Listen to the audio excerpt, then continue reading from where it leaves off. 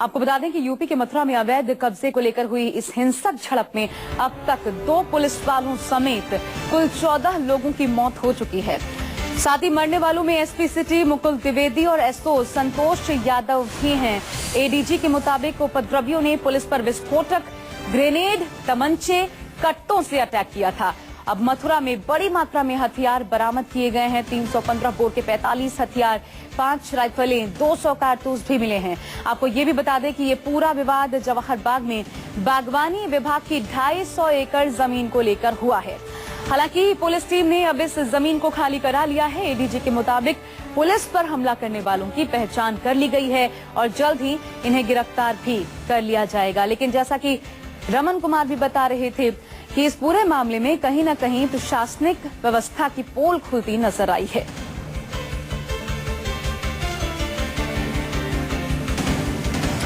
और चलिए, ज्यादा जानकारी के लिए हमारे साथ राहुल प्रकाश जुड़ रहे हैं, हमारे संवाददाता। राहुल, सबसे बड़ी बात ये बताइए, आखिर इतनी भारी संख्या में हथियार इन उपद्रवियों के पास आए कहां से, और अगर थे तो क्या पहले से तैयारी थी इस प्रकार की घटना को अंजाम देने की?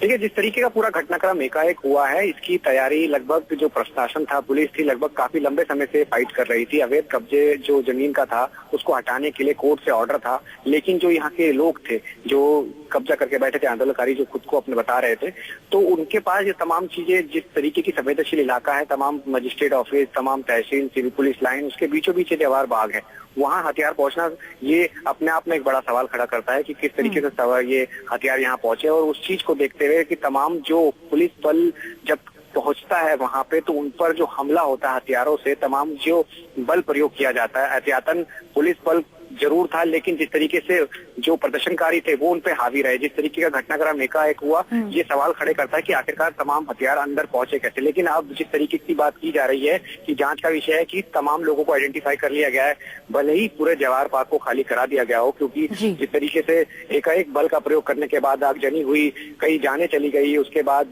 कई लोग घायल हुए, पुलिस वाले घायल हुए और जो प्रदर्शनकारी हैं वो घायल हुए। लेकिन जिस तरीके का अब सवाल इस बात का उठता है कि आखिर इसके पीछे ये पूरी वजह क्या थी, क्या यही वजह थी या कुछ और थी? और सबसे बड़ा सवाल कि हथियार आए तो कहां से आए और किसने ये प्रोवाइड किया, इनको संरक्षण किसने दिया, ये सबसे बड़ा सवाल है। फिलहाल ये एक जांच का विषय है। जी बिल्कुल, आप बने रहिए राहुल, हमारे साथ वापस आपके पास आते हैं, लेकिन उससे पहले अपने दर्शकों को ये भी बता दें कि किस तरह मथुरा में ये खूनी झड़प शुरू हुई। आइए आपको पूरी डिटेलिंग देते हैं कि अब तक क्या कुछ इस पूरे मामले को लेकर हुआ है।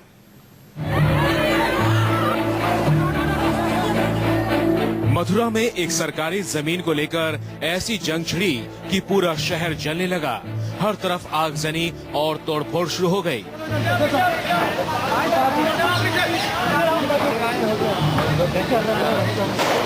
गोलियों और पुलिस की गोलियों के सायरन की आवाज सुनाई देने लगी।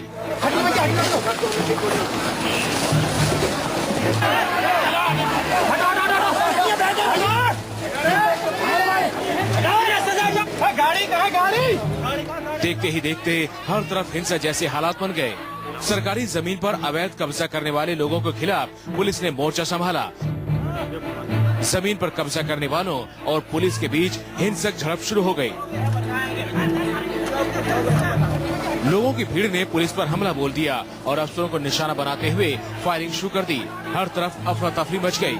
जब तक पुलिस और आला अफसर कुछ समझ पाते, तब तक additional SP city Mukul Dwivedi और सिटी मजिस्ट्रेट राम अरज यादव, एसओ प्रदीप कुमार, एसओ संतोष कुमार यादव को गोली लग चुकी थी। अस्पताल ले जाते वक्त संतोष कुमार यादव की मौत हो गई।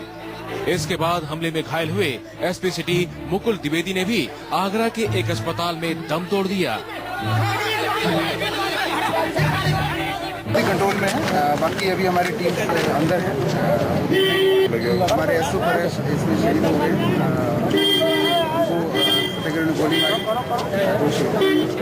जिन्होंने यहाँ अतिक्रमण किया था उन्होंने उसके ऊपर अटैक किया, फायर किया, जिसमें हमारे एसपी सिटी घायल हुए, बाद में उनकी मृत्यु हुई। हमारे एक स्टेशन ऑफिसर फरह, उनको गोली लगी, उनकी मृत्यु हुई। कांस्टेबल्स हमारे जख्मी हुए, हमारे सीओ साहिबान जख्मी हुए। ये पूरा का पूरा क्षेत्र खाली करा लिया गया है और जो लोग जो उग्र हुए थे और जिन्होंने फायर किया था और आगजनी की थी, उन लोगों को हमने चिन्हित कर लिया है। ये सारा बवाल शुरू हुआ जवाहर बाग में बागवानी विभाग की 250 एकड़ जमीन को लेकर। दरअसल इस जमीन पर पिछले 2 साल से एक धार्मिक संगठन ने कब्जा कर रखा है। कोर्ट के ऑर्डर के बावजूद भी वो इसे खाली नहीं कर रहे थे। पुलिस ने इसे कई बार खाली कराने की कोशिश की, लेकिन कब्जा नहीं हटा पाई। जानकारी के मुताबिक 2 दिन पहले भी प्रशासन ने जवाहर बाग में कब्जा किए सत्याग्रहियों को नोटिस देते हुए 24 घंटे में जवाहर बाग को खाली करने की चेतावनी दी थी। इसके बाद भी जमीन खाली नहीं की गई। गुरुवार को पुलिस प्रशासन ने रिहर्सल के तौर पर भारी पुलिस बल के साथ जवाहर बाग की ओर कूच किया। इसके बाद तो पूरा बवाल शुरू हो गया। अब भी हालात यहाँ तनावपूर्ण बने हुए हैं। एक्शन लेते हुए पुलिस ने कई आला अफसरों को मौके पर रवाना कर दिया है। घटना की जांच की जा रही है और सीसीटीवी फुटेज और वीडियो रिकॉर्डिंग की मदद से आरोपियों की पहचान की जा रही है। वहीं सीएम अखिलेश यादव ने दोषियों के खिलाफ कड़ी कार्रवाई करने के आदेश दिए हैं। साथ ही हमले में शहीद हुए पुलिसकर्मियों के परिजनों को 20 लाख रुपए के मुआवजा देने का ऐलान किया गया है। लाल कृष्ण शर्मा के साथ राहुल प्रकाश, मथुरा, न्यूज़ 24। तो आपने देखा जो कुछ अब इस पूरे घटनाक्रम में अभी तक हुआ है। उधर शहीद एसपी मुकुल द्विवेदी के परिवार वालों ने सरकार पर आरोप लगाया है कि जानबूझकर उन्हें मथुरा भेजा गया। क्या कुछ कहा परिवार ने, सुनाते हैं आपको। तो जानबूझकर मथुरा भेजा गया, ये परिवार का आरोप है। सीधे तौर पर राज्य सरकार की तरफ से गलती गिनाई गई है परिवार ने, क्योंकि मुकुल द्विवेदी को खोया है। ऐसे में परिवार के बीच गम भी है, लेकिन रोष भी है। जिस तरीके से स्टैंड इस पूरी प्रक्रिया पर सरकार की तरफ से लिया गया और जानबूझकर भेजा गया, ऐसे में परिवार गंभीर आरोप राज्य सरकार के ऊपर लगा रहा है। और आपको बता दें, एक एसओ उनकी भी जान गई है इस मामले में। और हैंडल जिस तरीके से किया गया है इस मामले में, पूरे व्यवस्था को जिस तरीके से देखा जा रहा है, उसको लेकर भी परिवार काफी ज्यादा गुस्से में है और सीधे तौर पर आरोप राज्य सरकार के ऊपर लगाए जा रहे हैं। जैसा कि हमने आपको बताया, बड़ी संख्या में हथियारों की खेप यहां से बरामद की गई। ऐसे में बड़ा सवाल ये कि आखिर इतनी बड़ी संख्या में हथियार पहुंचे कैसे, इसकी जानकारी पहले कैसे नहीं लगी, क्या बहुत समय से यहां पे हथियार रखे गए थे। चीजें ये भी है कि आखिर ये जो धार्मिक संगठन है जिसने इस जमीन पर कब्जा किया हुआ है, इसकी एक्टिविटीज किस तरीके की हैं, इसको लेकर भी जांच की बात कही जा रही है। आपको बता दें कि मथुरा के जवाहर बाग में अतिक्रमण हटाने के बाद आज सुबह का माहौल कैसा है, इस पर भी नजर डाल लेते हैं। दरअसल घटनास्थल से राहुल प्रकाश ने एक रिपोर्ट तैयार की है, हम आपको दिखाते हैं वहां पर क्या कुछ चल रहा है। मथुरा के जवाहर बाग की उस घटना, यानी जो घटना देर रात को हुई, उसकी एक सुबह की एक तस्वीर हम आपको दिखाना चाहेंगे, जहां धुआं अभी भी उठ रहा है, पुलिस बल तैनात है, गश्त लगातार जारी है। लेकिन जो आग की लपटें, यानी उस जगह जो देर रात देर शाम इस पूरी जगह को खाली कराने में लगी रही, यानी जो आग की लपटें थी आपकी दूर तक नजर आ जाएंगी। जितना बड़ा ये इलाका है, उद्यान का इलाका हुआ करता था, 2 साल पहले इसे घेर लिया गया, लोग इकट्ठे हो गए और यहाँ पर अपना आंदोलन के नाम पे रहने लगे। हालांकि कोर्ट के आदेश के बाद खाली करना था, लेकिन खाली नहीं हुआ। पुलिस बल यहाँ लगातार आता रहा।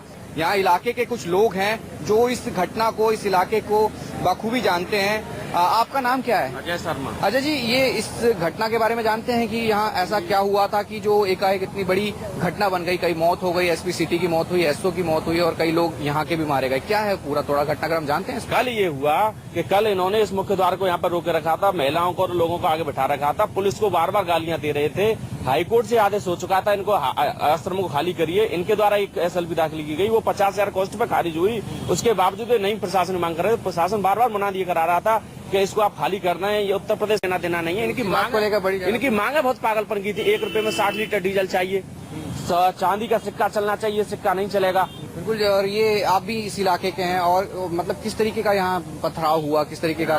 सबसे पहले यहाँ पर जब पुलिस अंदर गई तो वहाँ से पुलिस का कोई भी ये नहीं था कि वहाँ पे अंदर फायरिंग या कुछ भी करना है। और जैसे ही यहाँ से एसओ फरे जो हैं और मुकुल द्विवेदी जी एसपी सिटी साहब हैं, वो सब अपने फोर्स के साथ में अंदर मुआयना करने के लिए गए। तो वहीं से अंदर से ही सबसे पहले उन्होंने फायरिंग करी और जिसमें एसओ फरे जी के गोली लगी, जो कि उनको तुरंत ही, फिर उसके बाद में थोड़ी देर बाद एसपी सिटी जी के घटनाक्रम पूरा बड़ा लंबा यहाँ पहले से प्लानिंग थी शायद ऐसा? ये अंदर से पूरी प्लानिंग थी, लेकिन पुलिस की कोई प्लानिंग नहीं थी। पुलिस तो वार्निंग देने इनको गई थी कि ये यहाँ से खाली कर दें, जिससे कि किसी प्रकार जिस तरीके का घटनाक्रम देर रात को हुआ, देर शाम को हुआ। कोशिश ये रही कि इनको यहाँ से खाली करा लिया जाए, लेकिन जिस तरीके का यहाँ पे घटनाक्रम हुआ उसके बाद से ही ये जो मौतें हुई हैं, घायल हुए हैं कुछ लोग, वो साफ हुआ था। हालांकि एडीजी लॉ एंड ऑर्डर देर रात को यहाँ पहुंचे थे। तमाम व्यवस्थाओं को देखने के बाद उन्होंने साफ किया था कि जो भी इस मामले में दोषी होगा उसको बख्शा नहीं जाएगा, क्योंकि एसपी सिटी एसओ उसकी मौत इनमें हुई थी, यानी जिस तरीके का पूरा घटनाक्रम था। तो फिलहाल अब इस मामले की पूरी तरीके से जांच की जा रही है। कैमरा पर्सन धीरज ठाकुर के साथ राहुल प्रकाश, न्यूज 24 मथुरा। तो राहुल प्रकाश की रिपोर्ट देख रहे थे आप, और जो स्थानीय लोग हैं उनके मुताबिक भी कहीं ना कहीं गलती जो लोग धार्मिक संस्था से जुड़े हुए थे उनकी तरफ से की गई। क्या कुछ हुआ अब तक, चलिए इस पर नजर डालते हैं। शाम 4:30 बजे प्रशासन और पुलिस अधिकारियों की एक बैठक हुई। ये शाम 4:30 बजे कल का वाकया हम आपको बता रहे हैं। फिर 4:40 पर पुलिस ने जवाहर बाग में ऑपरेशन शुरू किया।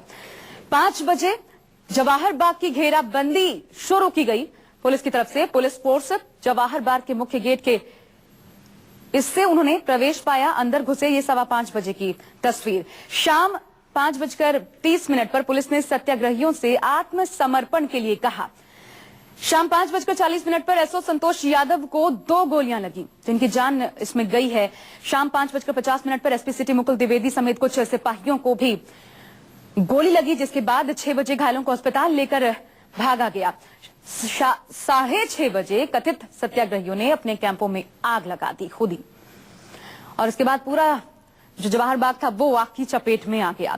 शहीद एसपी मुकुल द्विवेदी के परिवार वालों ने सरकार पर इस बीच, जैसा कि हमने आपको बताया, कि आरोप लगाए हैं कि जानबूझकर उन्हें मथुरा भेजा गया था। तो क्या कहना है परिवार का, देखिए। बेटा बरेली में सीओ था, ये कह रहे हैं एसपी सिटी के परिवार वाले। डीजीपी से आसपास उन्होंने ट्रांसफर की मांग की थी, लेकिन मरने के लिए मथुरा भेज दिया गया, ये परिवार का कहना है। 2 सालों से आखिर कब्जा क्यों नहीं खाली करा पाए, ये भी सवाल उठा रहा है परिवार। 150 मीटर की दूरी पर डीएम का बंगला था, फिर भी इतनी बड़ी वारदात को अंजाम देने में कामयाब हो जाते हैं। वहां पे जो लोग थे, जो सत्याग्रही थे, प्रदर्शनकारी थे, और ऐसे में सीधे तौर पर सवालों के घेरे में राज्य सरकार को खड़ा किया जा रहा है।